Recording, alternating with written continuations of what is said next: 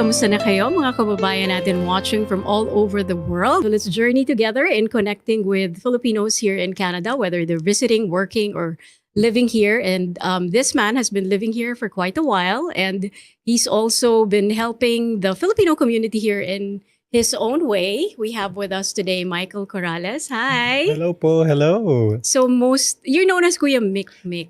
Yes, also on social media they know me as Kuya Micmic, but my legal name is Michael Corrales. Yes. Michael Corrales. Kaano-ano mo si Pilita? Napakamalayo daw na kamag-anak. Sorry to have to start with that. Ano ba naman yung simula ko? But I bet you get asked I that always a lot, get that right? all the time since I was small. My dad, he's a great singer, but he turned down many record deals before. Your dad? Yes, my so father. sigurado yung hindi sila mag-anak. But we're definite that we're not related, yes. But the singing part might be because my dad turned down many record deals when he was younger. Why did he turn it down? He wanted to focus on family. And I guess I carried over that ideal now. When I realized na ang laki pala nung pinakawalan niyang opportunity just to be with us as a family. Sabi ko, when I grow up, I also want to focus on that. And he was also very active in his community during his time. Ang sakripisyo ng mga magulang. Yes. Diba? And you only realize that when you become a parent yourself. Yes. So I became thankful when I became a father myself na the things you give up to make sure that your family is well taken care of, the sacrifices, doon ko lang na-realize na what he did was actually something really big. And it made a huge impact to my decisions in my own life as well. We're gonna get more on that. Dun muna tayo sa basic information about Kuya Micmic or about can I call you Michael? Michael Micmic is fine po. Okay. So, Michael, the name of my husband is Michael also. Okay. Well, so is like, millions of other men along with all other over the people world. named Michael. Yeah. I first visited Canada in 2014. I fell in love with it. I was looking at other countries for opportunities before, pero nung nakita ko po si Canada and the way it presented itself as I was a new dad during that time, and then when I saw it, sabi ko sa wife ko, dito tayo. Nagbisita lang kayo ng Canada? Yes, tourist by accident kasi we were in the US, we're traveling New York. It's one of those family activities that me and my wife enjoy doing, traveling. And then may Facebook na noon, so syempre post ka ng selfie kung saan-saan. And then some of our families reached out, sabi sa akin, hey Michael, you know what, if we cross the bridge, we're already there. Medyo hindi kasi po ako magaling sa geography noon. Sabi ko, magkadikit pala sila si Canada and the US. So I didn't know. Because when I was younger, US was like the dream destination of all Filipinos. America tayo, America. And then, sabi namin, sige, tawid tayo. It wasn't a big deal. So you have your relatives nyo yan na nasa Canada? Yes. So I was the first from the Philippines who actually visited them. All my life, I knew that they were here. Pero from the Philippine side of the family, konti yung wala pang nakapunta to see them. And so we cannot relate pag sinasabi nilang doon, ikaw maghuhugas ng sariling pinggan, magkukumit ka, ikaw maglilinis, ikaw lahat. So to me, that concept was foreign kasi syempre, very far-fetched. It's just, you have may yaya, may tagalaba, mga ganun. So nung nakita ko siya, I got curious, pumunta kami, and then perfect timing. That was also the time we were looking into a new country to like call home. Kasi you already had one kid. Yes. That happens to parents for some reason. Pag nagkaanak na, then you think bigger than yourself, diba? Yes. We were para sa kanya na eh. Oo, kasi parang it's beyond me already. I was very happy in the Philippines. The life we built for ourselves was okay. Pero nung lumabas po yung bata, sabi ko, parang kulang pa.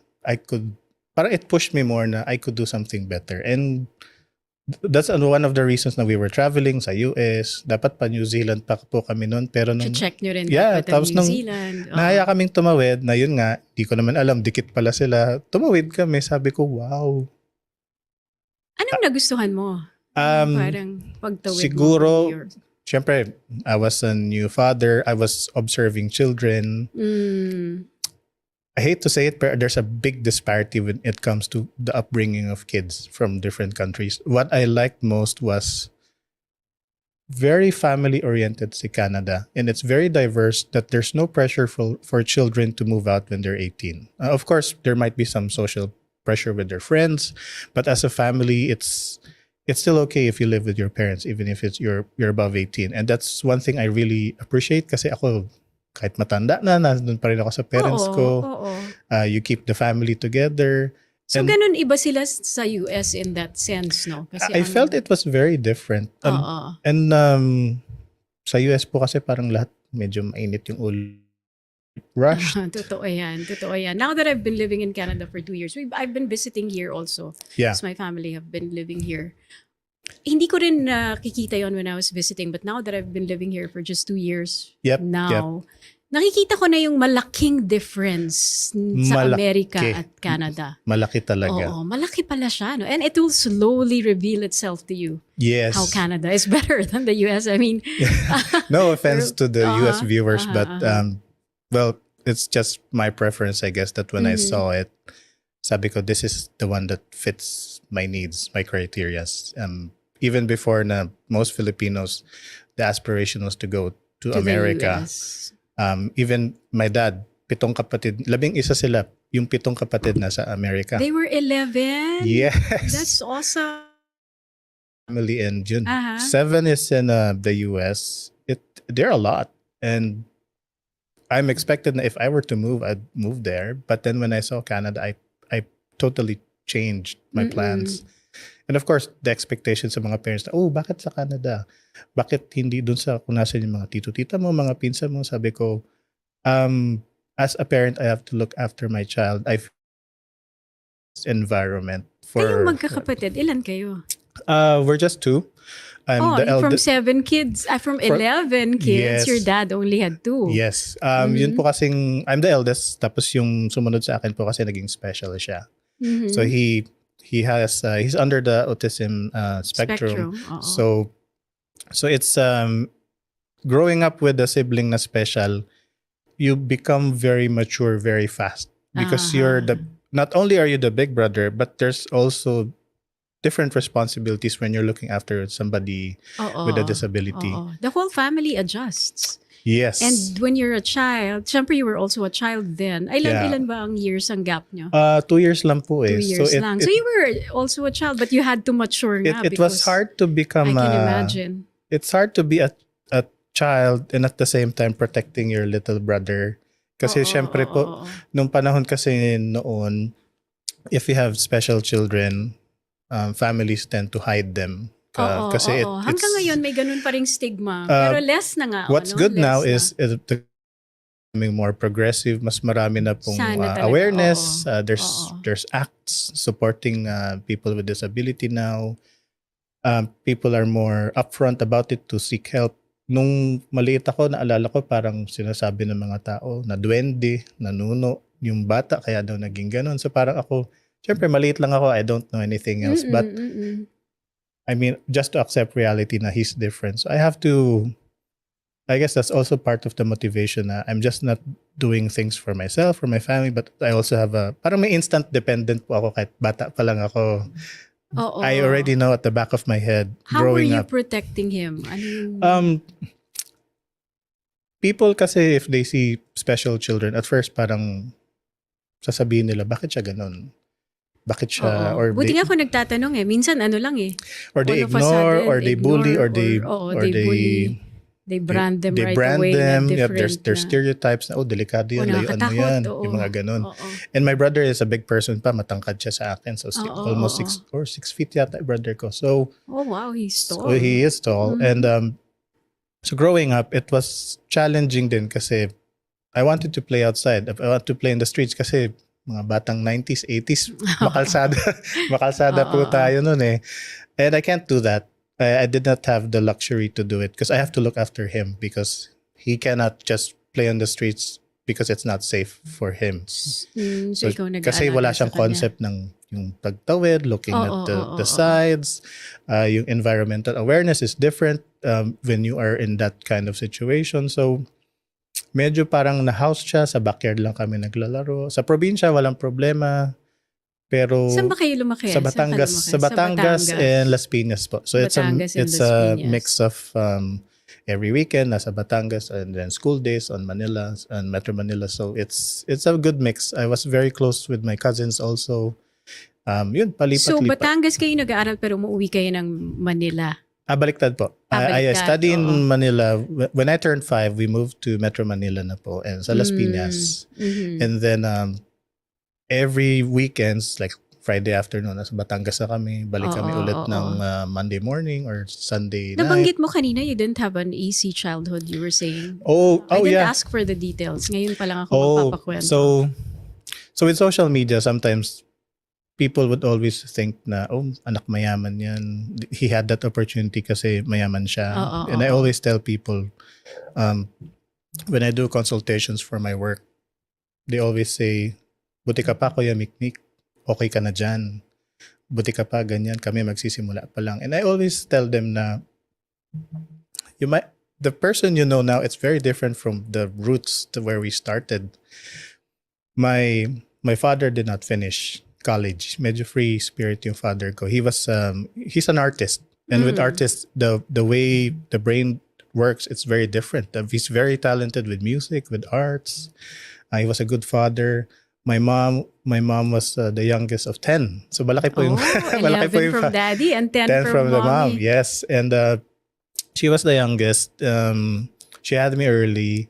And when growing up, I saw the struggle sa kanila. And I always tell people, and they don't believe me when I tell them, lumaki ako naalala ko minsan, toyo asin, yung kakainin, tapos siguro 2 okra lang natanim nila sa backyard. Tapos kaming magkapatid, siguro Toyo asin kanin. Toyo asin kanin. And tas kami magkapatid, minsan slice of pork or chicken. Pero sila... Sa inyo binibigay. Sa amin may binibigay, konting slice yes. of meat. Siya parang medyo pag tinatanungan ng mga tao, what drives you, Kuya Micmic? Like ko sinasabi, ang hirap kasi nung na-witness ko noon growing up. Alam kong responsibility ko at the same time. Ang aga ko namulat dun sa mahirap siya. So I have to do something real quick about it. So syempre, magagawa mo lang kasi at that small age and frame. Alam mo lang na lagi sasabihin sa'yo ng magulang mo, do good in school. Do good in school. Ganyan ang Filipino parents Parang, talaga. Yun ang... Laging sasabihin ng lola ko, lolo ko, ang hindi mananakaw sa'yo is yung education mo. So do that good. Kasi wala naman ako magagawa. I mean, I was just a child. May hika pa ako. So mahina pa ako nung bata ako. Okay. So thank God I outgrew that. But when I was growing up, I already know I have to do something because it's a struggle already that my family is in that situation.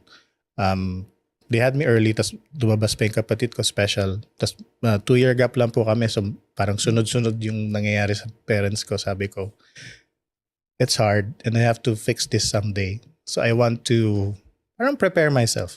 I mean, it sounds weird na ganun kakabata, naisip mo na yun. Pero kasi, pag nandun ka sa ganung situation, hindi siya madali. And ayun, naiyak tuloy ako. Sorry. Hindi, okay lang. You know, there's no apologies to crying. Ayan, sorry. Ako ang pinakaiyakin na tao, Micmic.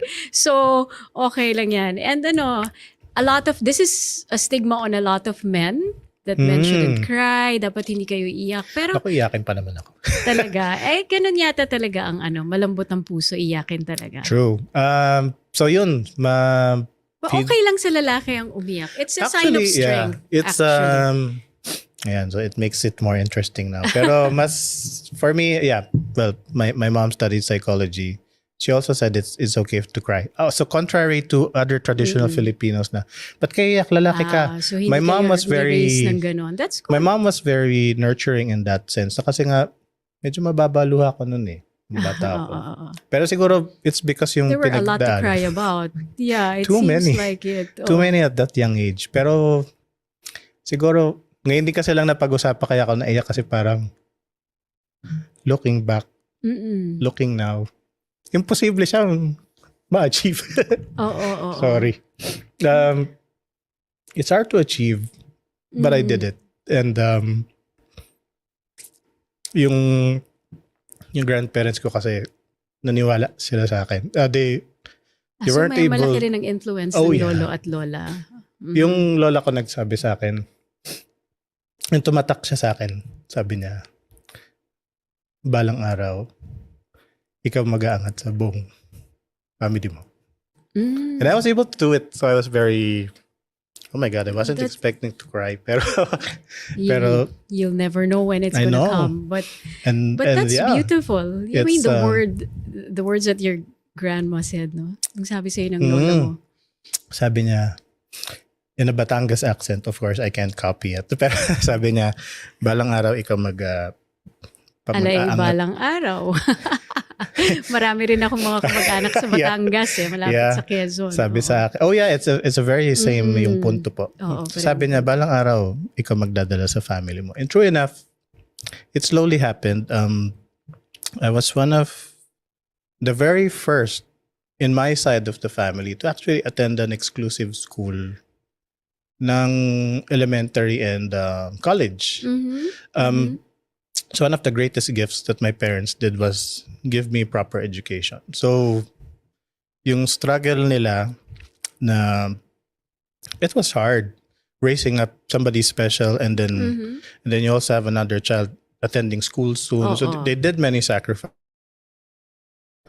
More than twice na siyang nagbenta balik ng kotse or sangla or whatever just to finance my school. So on top of that, I know na I was telling myself, my dad was able to raise us despite yung, if I had it bad, my dad had it worse when imagine they were 11 and they were living in a very small space.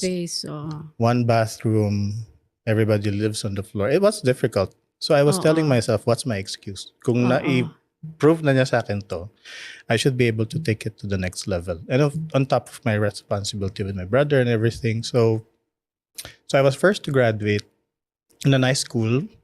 I was top of my class. And then top of your class? Yeah. And then motivation, ano? What school is this? Oh, I studied in LaSalle. And then which LaSalle? Sa Taft. LSU Taft. And then I guess the thirst for knowledge was there. I also studied in China for Mandarin, and then I studied in Ateneo for business Mandarin. And then kasi si wife ko po Chinese so syempre you also want to impress your mother-in-law, your father-in-law. So apart from me liking to learn new things, that's also parang side motivation on doing Did that. life get easier as you were growing older? When in high school, college, was it not as difficult anymore? High school, it was slowly getting better. We were still financially challenged kasi minsan, kunyari po yung CAT, di ba po yung parang military training. Hindi ako nakasali nung high school kasi may bayad yung mga uniform. Wala akong pambili ng maong. Kasi pag trainee ka, maong. And then naka-maong ka, white t-shirt. Wala akong pambili ng maong. So I remember kasi the uniform is pretty expensive. The uniform's expensive too. May mga belt pa yan na napakakintab. The garrison belt, the shoes, magastos siya. I wanted to do it because my grandfather was a soldier for the Philippines. He fought during the war. Bataan Death March survivor siya or something. Hindi ko na siya, he passed away when I was 2. Tapos panganay na apo ako. So parang, I just hear stories about his greatness and the things he did. Buti rin kunikwento sa inyo. Yeah. Pero, kasi imagine pag ganun ka, kasama ka sa Bataan Death March, dapat yung pamilya mo, suportado na yan diba, ng gobyerno. But I think for him, it was, he also had difficulties. Well, 11 kids is 11 kids. It's a lot. But he also had a law degree. So he was able to become a lawyer too after his military service. So parang, yun, like yung sinasabi, what's his excuse? Na nagawa niya yun. So yun, what pushed me to study really hard was, what's my excuse? And then, nung okay na, I got married, I had kid. Hindi ka nag-rebelde nung high school, nung college? Wala kasing pera pang rebelde. Nung budget pang rebelde. Walang budget Tsaka siguro nga po, we were starting our family business also in high school, so I was very okay. involved.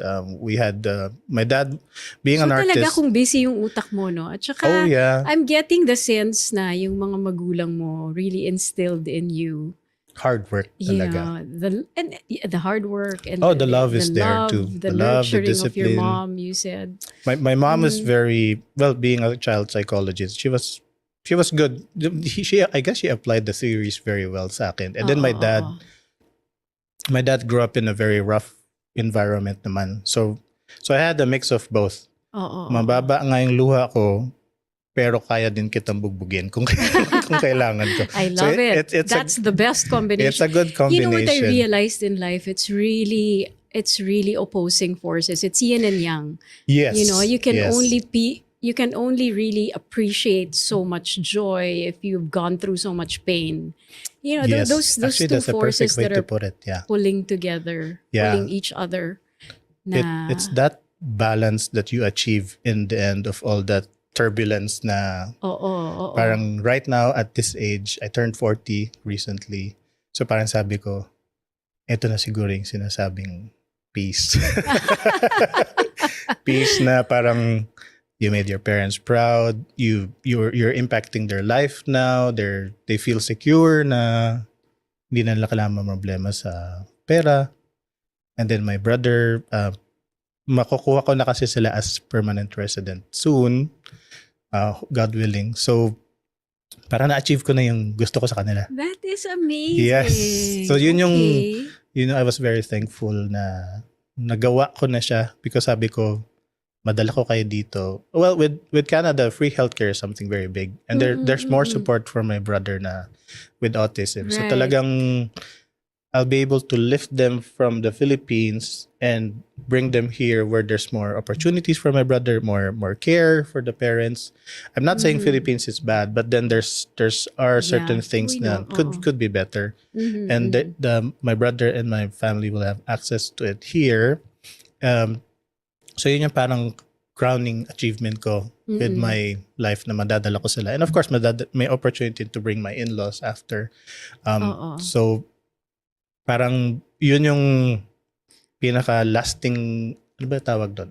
Lasting memory or something. If somebody asks me about something, ito yung crowning achievement ko na I was able to replant my parents in a better place. Tsaka my Yeah. brother. So parang ganun po siya. Yung trophy mo. Yeah, that's my trophy. Yes, trophy. So you're already on the part where you're reaping what you sowed. But, you know, things don't get easy. Things don't get easy. Things are still very difficult.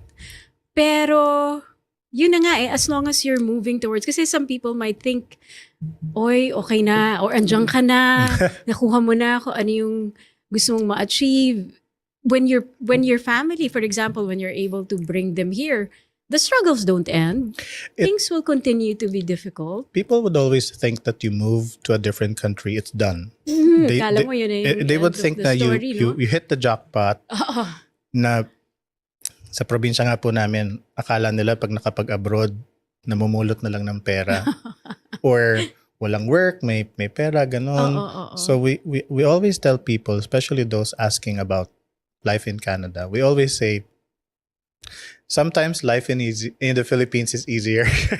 Actually, in some ways, Kasi no? sa- It's really about the fulfillment that you get.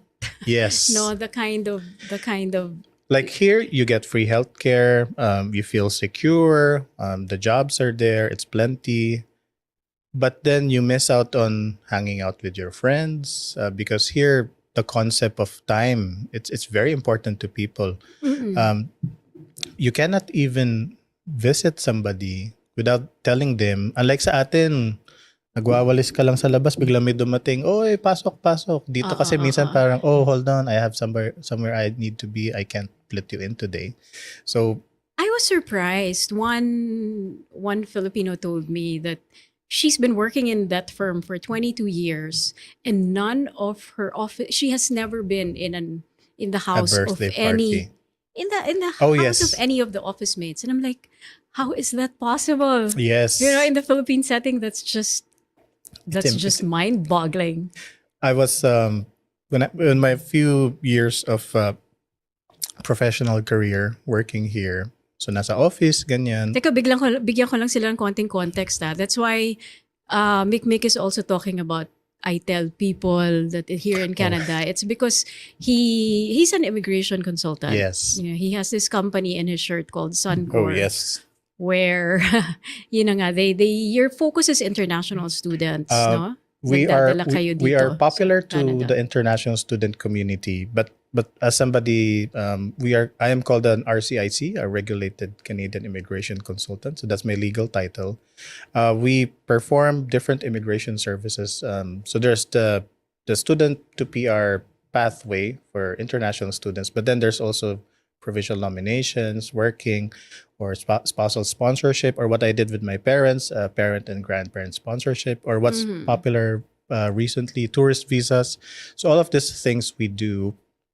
And what we are proud of with what we did with Sun-Cor is, nung panahon ko po kasi, we were at a loss when we were doing DIY. And I'm somebody that, if I could do it, I'll do it. I won't pay anyone to do it. And syempre, ikaw gagawa lahat. Tsaka nung panahon na yun, ayun, budget din yung concern. It's always the budget at the very start. So parang sabi ko, I'd rather save the money, I'll do it. And it turns out there's actually no existing service. Or ganon dati. There was, but then when I was doing DIY... Nag-international student ka ba? Yes po. So yung pagpasok mo dito, yun ang entry. Yeah, I was a tourist first, and then when we liked it, I was kind of studying. Early on, I was already studying yung parang Canadian immigration system. So when I became an RCIC, it was a very smooth transition for me kasi napag-aralan mo na. Napag-aralan ko na, napagdaanan ko na siya.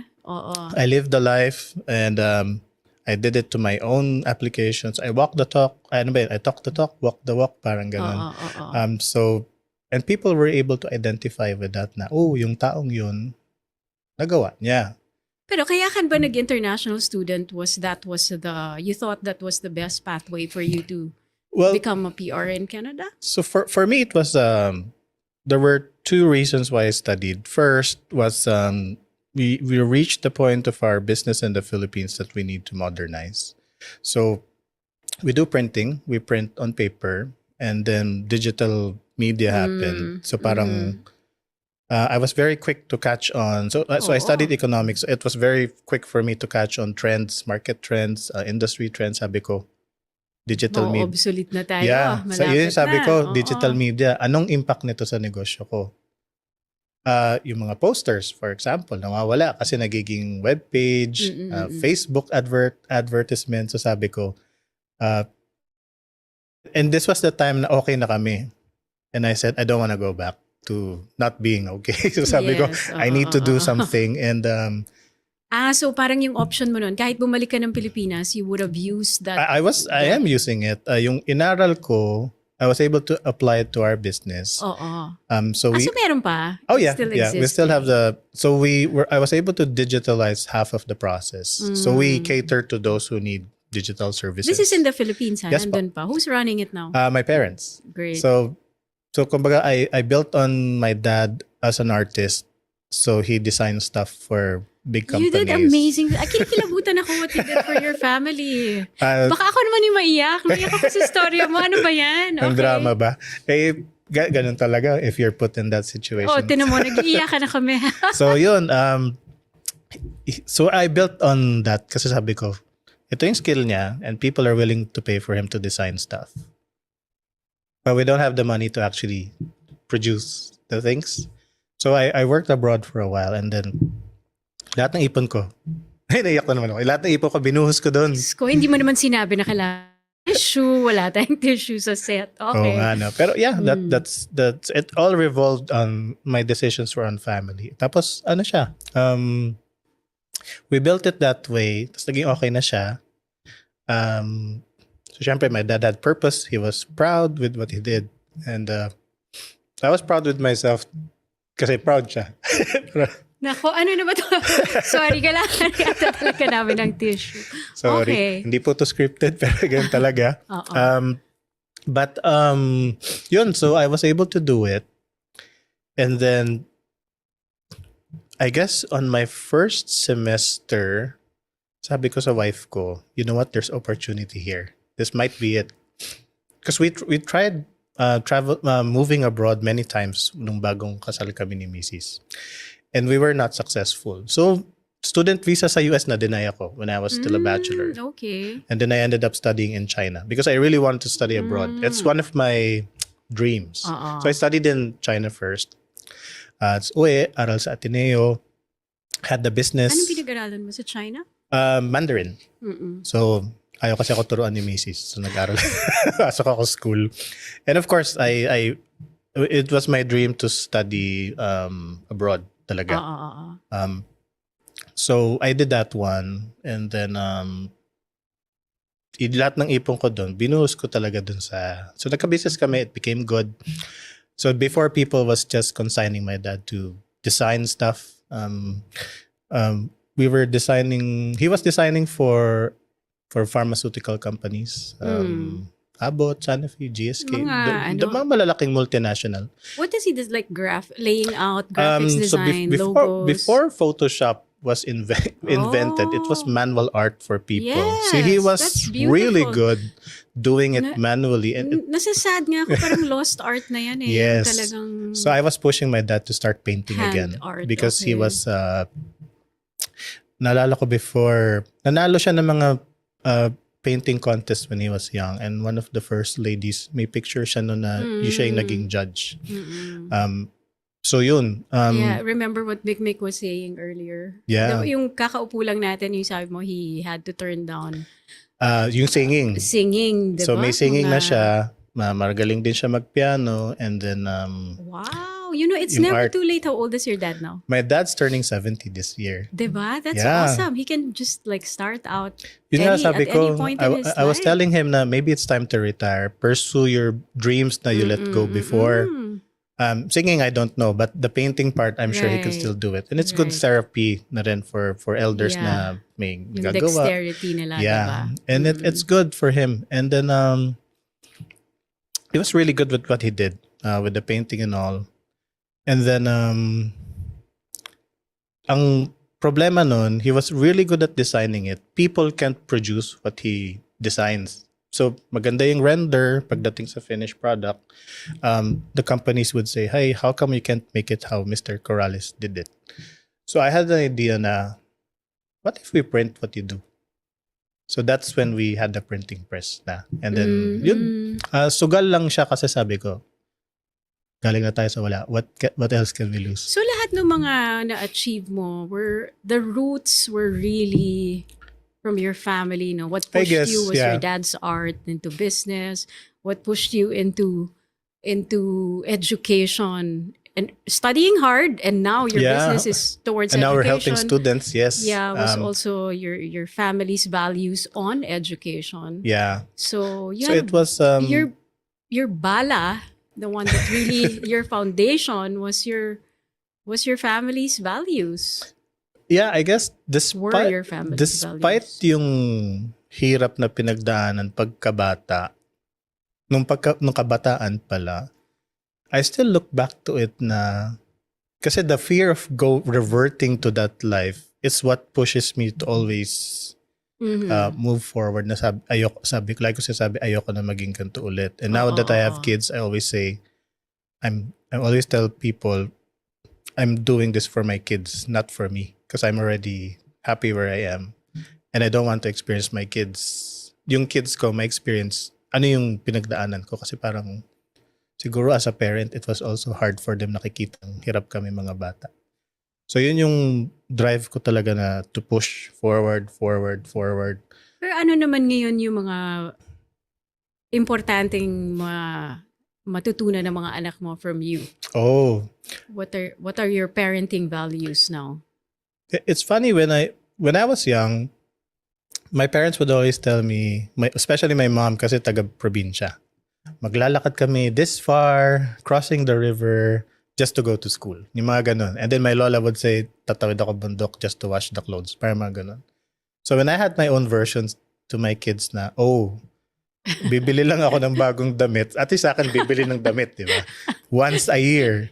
Naririnig Tapos ko na, yung, oo. tapos yung sapatos ko, kailangan 2 sizes bigger kasi kakalakihan ko yun. It has to last the entire year. My eldest son, he's 9. Pero hindi na ma-comprehend na, ba't di ka na lang bumili ulit? Oo, Or oo. Or sasabihin ko sa kanya, I save up my money just to buy gifts for my parents. Sabi niya, then why don't you just get money? Parang sabi ko, hindi niya mag-grasp yung it was hard Oo, before. oo. And may nakita ko dati sa posting sa social media na parang tough times create great men. Great times create weak men. So parang sabi ko, he's having a great time. Is he going to be weak? So yun yung Yes. naging fear ko naman. Oo, So oo. as a parent, parang medyo preventive ako. I'm a bit hard on my kids na parang sinasabi ko, if I take this all the way, everything away, your toys, your comfort, you think you'd survive. Tapos lagi nang iisipin, I think I will not. So sabi ko, then use that motivation to keep your lifestyle up. Because once you become an adult, all of this could disappear. So make sure you can maintain everything on your own. Ay, alam naman nila, syempre. That's a very good, I mean, as a parent, Yeah. ganun din kasi iniisip ko, and naiisip rin ng mga parents yan na kung ano yung hindi ginawa sa atin. Gusto natin maiwasan ng mga, para sa mga Yeah. anak natin yung paghihirap. But are you protecting them too much? That's an Kasi eternal question in That too. parenting, di ba? siguro sa akin, since I grew up in a hard life, I try to impart na life is always not easy. Kasi they're having it easy now na they go to school.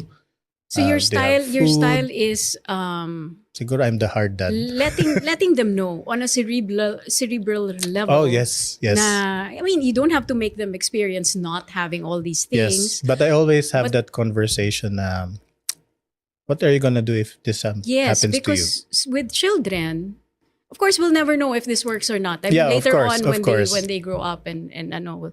But there's this thing with children and their imagination and how Yeah. they, how reality becomes in their minds. It might be enough. It might be enough that just Yeah, to let them know yeah. that you can lose this tomorrow. I mean, I was always telling them, like, usually this talk happens during long drives because we like doing long trips across Canada, crossing the US, mga ganon. So I always, parang drive kami, may nakita akong barn or mga shanty on the highway. Lagi ako titigil sa sabihin ko, oh, that's where grandma used to live, something like that. I grew up somewhere similar. Parang hindi nila ma-comprehend na hindi mag-grasp. Oo. kasama ng mga hayop. Sabi ko, oo, I grew up with the chickens under the floor. So, parang hindi nila magets talaga na may ganun palang life. Tapos sabi ko, it's funny, sabi ko nga, wala nga hot water sa Philippines, magpapakulo ka or you just take it raw from the faucet. Ligo Well, of course, ka. it also doesn't get as cold as Yeah. how it is here. So it's not going to be that difficult. So parang But yeah. naano sila na-amazed naman. I was very happy na they got interested what was life in the Philippines Yes, was. oo. And this was the time I was prompting them na uuwi tayo ng Pilipinas for the first time because Sun-Cor would do an event in the Philippines. So I guess maaga kong minumulat sa reality yung mga bata. Mhm. Might be too early sometimes because when my firstborn was 3, yung kalaro niya, his playmate was talking about the Easter Bunny, and they just straight out said, "It's not real. It's just a business that they're selling the candies." Kasi that's what Yun ang sabi mo what sa I kanya. tell them. So parang lumapit yung bata sa mom. Mom, he said, sabi ko, oh no. Sabi ko sa anak ko, let's go. Let's go kasi I hope you didn't burst their bubble on Santa Claus. well, that too. I guess my wife is also aligned with So hindi na sila naniniwala kay Santa? hindi kasi ewan ko ba. Pareho kami ni Mrs. ng si wife kasi Filipino-Chinese. So their culture is also very hard on hindi naman hard on family but very intact with culture. They're very responsible with the things they do. I really admire their culture. So I guess hard na nga ako yung palaki ko, si Mrs. very firm din. So yung mga bata, mas mature sila for their age. That's what I noticed when they play. My kids prefer to interact with adults or young adults than with kids their age. Like, yes, they play with the kids. Pero alam mo, before I forget, I do have this other realization, and sometimes this particular parenting style of mine clashes with others. But there's one thing I don't subscribe to, at least personally, yung meron kasi akong mga kilalang parents, my friends and people I know, na sila mismo ginagawa na nilang uncomfortable or yung life ng child nila. Like for example, ibubully ko na sila. Somehow, not bully like in a big way, but I'm gonna tease them like crazy till they cry because kesa naman sa school. Yeah. Ganon. Yeah. I don't know if you subscribe. I don't subscribe to that. Sa akin, well, boys kasi yung mga anak ko. Normal yung asaran. But as a parent, bullying. Hindi parang sasadyain mo. Hindi. Para Kasi for me, meron kasing isang school of thought in homeschooling. Oh, sinasabi nga nila okay. baka daw masyadong nagiging ideal.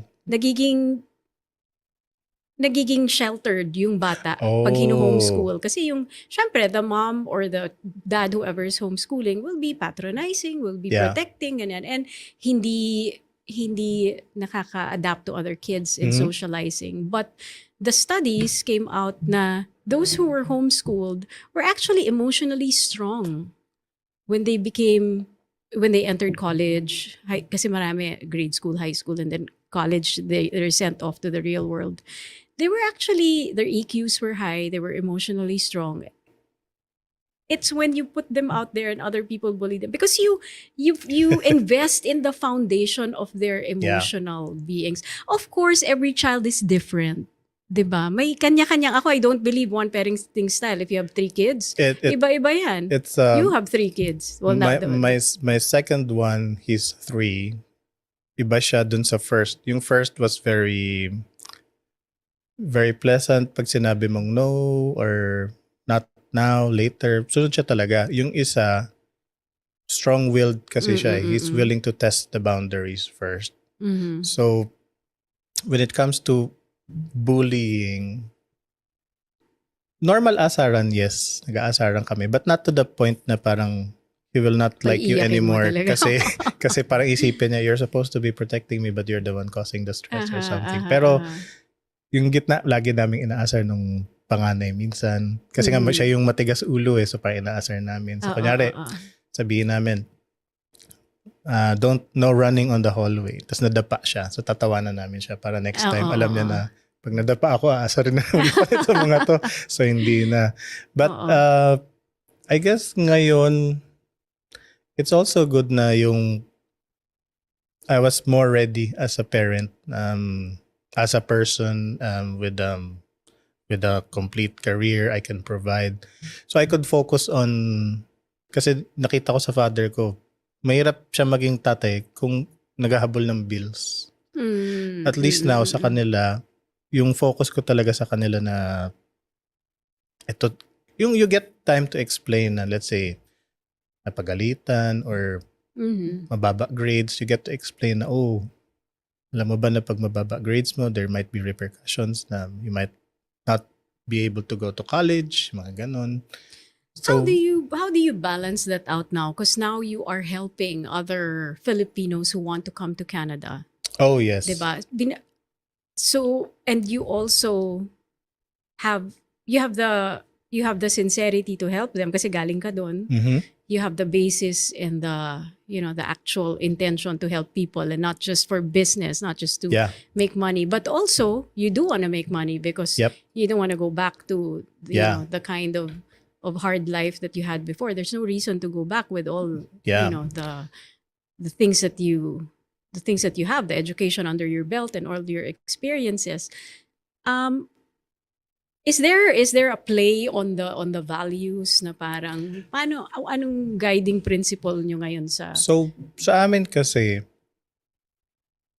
lumaki akong walang pakialam sa sinasabi ng iba. Just because, That's a blessing, no? actually, yes. It's a blessing. Because I We're noticed the same way on that. people succumb to pressure. Mm-hmm. Sa akin, sabi kasi ng mama ko, you cannot put a good man down. Mm. So if you're a good man, you just move forward. You're just being uplifted, parang ganun. So I always, when I try to strike that balance now with doing the business, helping other people, wala kasi akong pakialam kung sasabihin ng mga competitors, that's not gonna work. Or sisiraan kami. My main focus is, sirain nyo kami, but at least let me put the right information out there. Because not everybody could afford our services, our immigration services. So as part of our advocacy, we always share the right information. We provide the source, we do live Q&As. So yung matulungan yung mga tao, that's the main goal. Because I had a great career when I was still working in Canada. I worked for the Ontario Public Service. And so it was great. I was, I guess, one of the Filipinos who hit a certain position through hard work and, of course, sheer study and all. So some of the works I left behind is used by the public.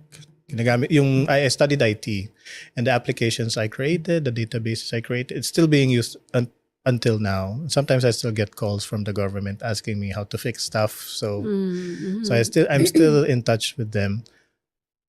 So I was telling, nakaipon ako dun eh. I saved money. So when we created the company, it wasn't motivated towards earning money. It was motivated towards helping people talaga. And when I was still in the Philippines, nauso kasi nun yung mga car clubs. There was a time na ang daming nagsulputang grupo ng mga kotse. So I formed one of the very first ones also for a particular car and model. And then I got interviews from Top Gear or sa mga other magazines, newspaper. Kasi yung club namin, it started with cars and then we represented ourselves towards automotive industry. Kasi kunyari may problema yung kotse, we're a big enough group to actually be noticed. And then nung lumalaki yung group namin, there was a good suggestion by other members na maybe let's do something for the public. So we started coordinating with this WD, mga outreach programs, medical mission. So naipon yung mga iba-ibang talent. May mga doktor, may mga dentist, others were working sa pharma, so nakakalikom ng mga gamot. So yung nabibigyan ng, so that's what we were doing. And then so yung car club nyo, naging parang naging charity, club. ano na rin siya. Tama-tama, you had the transportation to bring it yeah, down. And exactly. Tapos road trip na rin, di ba? Let's go to Baguio, feed the people. Ganun, punta kami. That's So brilliant. masaya siya. And then many other Filipinos follow suit. Nagkaroon na yung mga iba-ibang car clubs, they got organized to that certain level that we did. Paglipat ko ng Canada, of course, I left all of those behind. I was just in touch online, managing it, and then eventually delegating everything. Parang hinahanap ko siya. Nung nandito na ako sa Canada. Sabi ko, ano bang public service? What can I do? Parang ganun. I guess it's the altruistic nature of people sometimes. So sabi Saka ko, yung nakarating ka na dun sa level na may space ka na to give yes, back. Yes. That pa. Sabi ko, ano kaya? What can I do? And then, like I mentioned earlier, the service did not exist during my time. So parang sabi namin ni Kuya Nikki, ito kaya gawin natin. And it wasn't, unlike other business ideas na you would hear people, laking perang kikitain natin. Kami, dami nating matutulungan. Parang ganon. And that's why the service for the school's acceptance was free. So we first time, may kumpanya free. Service for school acceptance fee. Because the way with international students in Canada work, you have to be accepted by a school first before you actually apply for a visa. Schools would charge you application fees, English tests, etc., etc. And agencies in the Philippines would charge you for that service for you to be accepted by the school. Parang double dip si agent. So naisip namin, gawin natin libre. Tapos, Doon na nakatulong. kayo nagkaroon ng mga kaaway. Oo.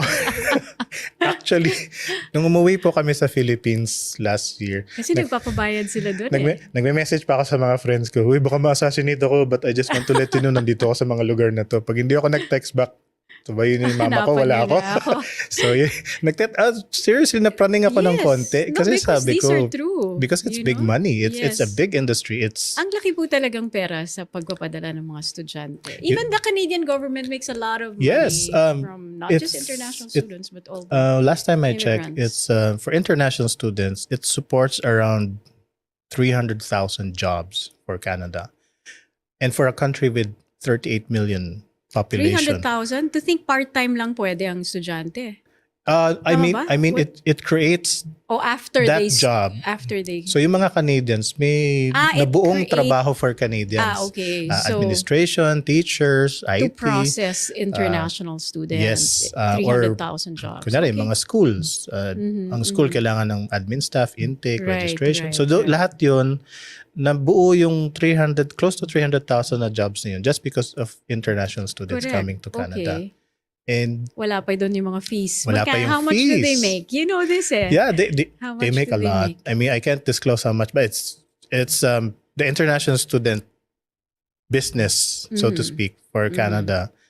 It's in the billions talaga. It's a significant Canadian amount dollars. of the GDP. So it's a big one. We're just talking about international students. Yes.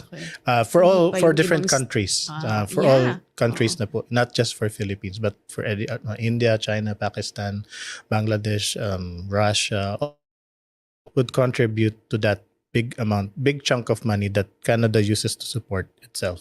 So maraming nagalit sa amin nung sinabi naming libre yung service. And everyone was like, why is it free? Is this too good to be true? So doon po siya na, it created a buzz. And then, people slowly responded. At first, there was apprehension na, baka scam yan. Bakit libre? Sometimes, if it's too good to be true, people would think there's a catch. And we were very open na, libre siya, kasi pabayadan kami ng school. That's what a lot of people don't know. I only also found out. I was also an international student coming into Canada. Yeah. And there were so many things I don't know about. Kagaya baka may nanonood sa atin na gusto maging international student or yung mga kamag-anak nila. So many things you don't know about. And I was so glad that my agent also told me. I went through like 3 or 4 different agents kasi nararamdaman ko rin na may hanky-panky. And they had the guts to do that even if they knew I was in the media in the Philippines. Oh, wow. Merong iba talagang alam nila na parang gano'n na lang yung greed, nakakabulag ang greed. We know that. So, so I'm very thankful to that agent who told me na, sabi niya, Miss Cherie, hindi ka magbabayad na lang, wag ka na lang magbayad per student. Kasi sabi ko, paano ka naman kikita niyan? Sabi niya, hindi, binabayaran po kami ng eskwela pag natanggap na yung estudyante. So, meron din naman kami nakukuha doon. So, ang ginagawa ng agent nyo, kung kumukuha pa rin sila, is doble. Meron na silang kinuha sa inyo, meron pa silang kinuha sa eskwela. Which is okay if they want to. I mean, but be upfront about it. Yeah, I mean, be honest with... Pwede namang hindi mo na rin kuhanan, lalo na yung mga ibang struggling talaga, hindi ba? Yeah. Kasi siguro sa akin, I see myself in people dreaming of a better life. Yes. Kasabi ko, sige.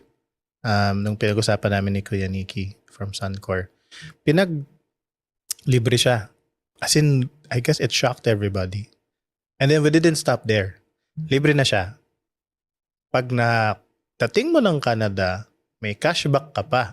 So that's what we did. Saan naman galing yung cashback? So, again, it wasn't kasi the business was built on advocacy. Yeah. It wasn't motivated sa money. So we always say, and people are asking, libre na, ba't pa kami bibigyan ng pera? And we were very candid about it. Kasi yung bayad sa amin, yung portion nun, bibigyan namin sa inyo. Para pagdating nyo, may pang-start man lang. May pambili man lang kayo ng groceries sa first week. That is awesome. And and I guess the industry, especially in the Philippines, they didn't like what we did. Kasi Appreciate parang that. I can imagine. first, if I were a businessman in the Philippines and I heard what we did or what we were proposing, syempre iisipin ko, because I've been in the business, in doing business and many things, siguro for what, 20 years or more? Una kong iisipin, una kong reaction, number one, I'm losing sales if I have to compete with this. And now you're telling me I also have to pay the students. So parang it's killing, it's gonna kill my business, parang gano'n. So kaya sabi ko noon, baka mapa-assassinate tayo. Kasi malaki pong pera talaga yung not just for international studies, even for other immigration services. So when we did it, people at first were laughing na it's gonna fail because you're throwing away money, and we're like, it's not about the money. I have a great job. This is me helping people. So we started. First year was okay. And then when news caught on, syempre dumating na yung mga estudyanteng una, nakuha talaga namin yung pera, ganyan. So syempre their peers who also want to come, parang, uy, nakuha na talaga yung pera. Doon na tayo. Uy, napapunta talaga silang Canada. Doon na tayo. And then I guess that's how parang Sun-Cor became big. Sun-Cor you're big. became a very significant, I guess, force. Yeah. that we started with one school, and then other schools were ignoring us kasi nga, sino ba itong mga to? Parang, do you have a company? No, we just formed one now. Parang siguro sabi nila, just come back after. And then what happened after was, syempre sa motivation and sa dami rin ng taong dumating, nag-top yung first school namin, beating all other schools when it comes to the Filipino international student enrollee. So that created a big buzz na, sino ba si Sun-Cor? And then doon na po nag-start yung... That's when the other schools approach us. Approaching you na. Baliktad na. Dati, scene zone lang kami. Ngayon, sila na yung lumalapit. Sabi ko, ngayon sila na nandiligaw. Baliktad na. And then, of course, we're also very selective who we partner with kasi syempre, it has to align with our mission vision na ano ba mapapala ng estudyante. Because at the end of the day, it's always for the people na ano mapapala ng international students sa school mo. Do you align with the immigration rules and regulations? Mapapahamak ba? Hindi. Stable ba yung school and all? So yung mga ganun. So kayo na ngayon ang choosy. Yes. Ibang school, susubukan bilhin kami. Sulsulang kami ng malaking pera just to promote them. Because we know, they know that we could bring the people to that, steer that people to go there. But we always say, we go where the student wants to go. Ang common fault sa Philippines kasi, an agent would have limited partners and they would push you sa school nila. So there, you'd see stories where kasi some agents are only handling a very few, 2, 3, 4. Yeah, schools. unlike us, where basically you just point on Canada's map where you want to study, and we're like, okay, let's go there. Okay, so unfortunately, Micmic, all good things have to come to an end. I know. But they can go to your website. They can go to your... we have our Sun-Cor website. It's sun-cor.com.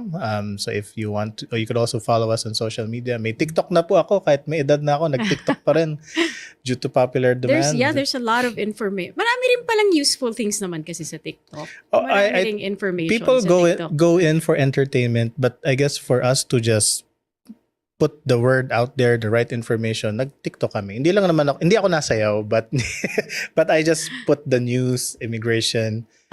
So yun, we did TikTok.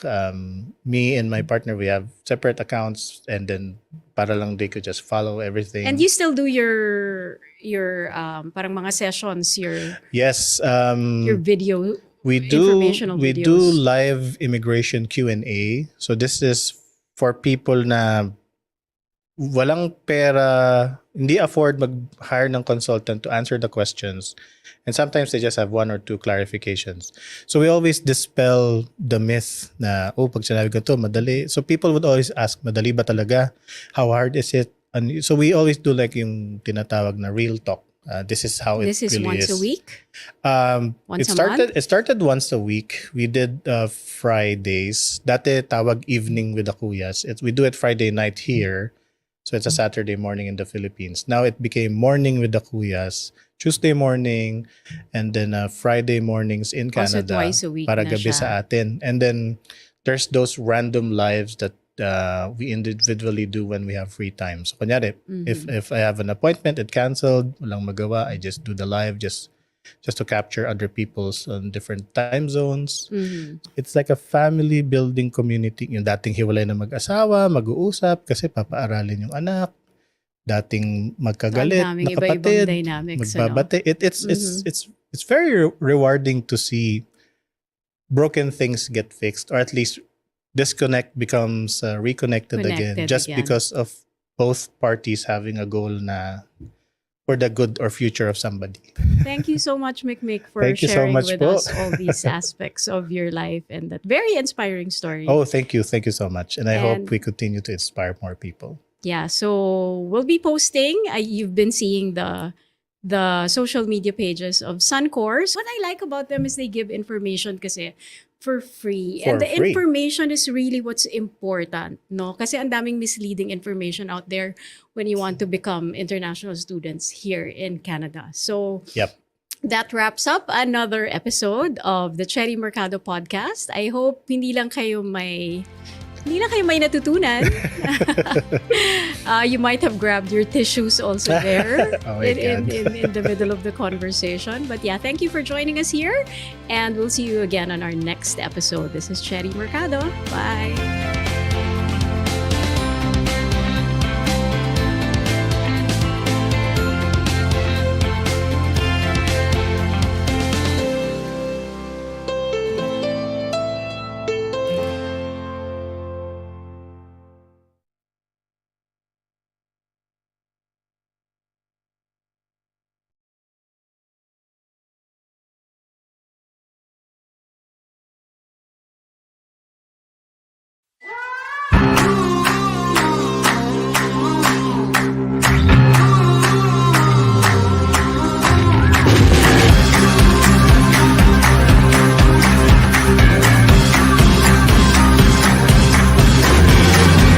I'm in a sweet spot.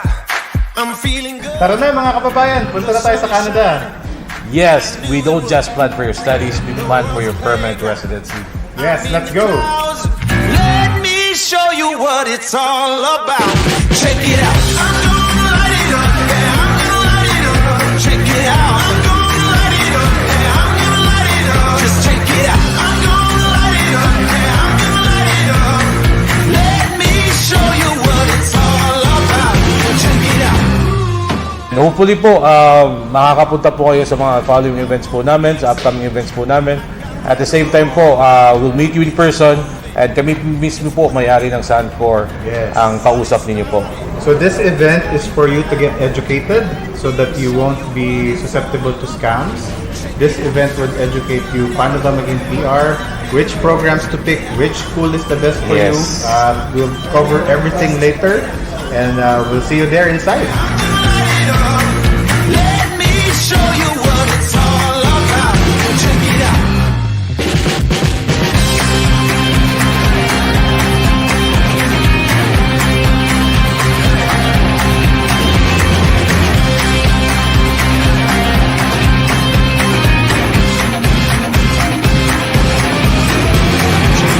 Once you arrive in Canada, once you finish your studies, basically you can triple or quadruple that amount na ginastos nyo. Think of it as an investment. No? Don't think of it as gastos. No? Think of it, especially kung mag-apply kayo as family. Light it up, yeah, I'm gonna light it up. Check it out. I'm gonna